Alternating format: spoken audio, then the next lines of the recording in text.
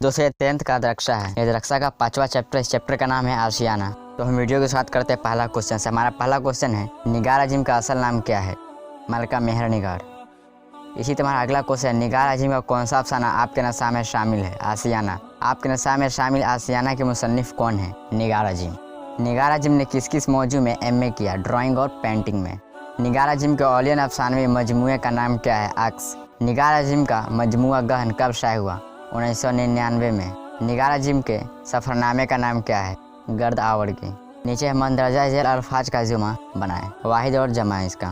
पहला है जिद, इसका अजदाद, खिदमत, खिदमात, मौका, मौका, मसला, मसाइल, मंजिल, मनाजिल। तो इसे पढ़ने के लिए आप हमारे वेबसाइट findmy.blogspot.com पर आ सकते हैं और इसका लिंक हमारे वीडियो का डिस्क्रिप्शन में आपको मिल जाएगा।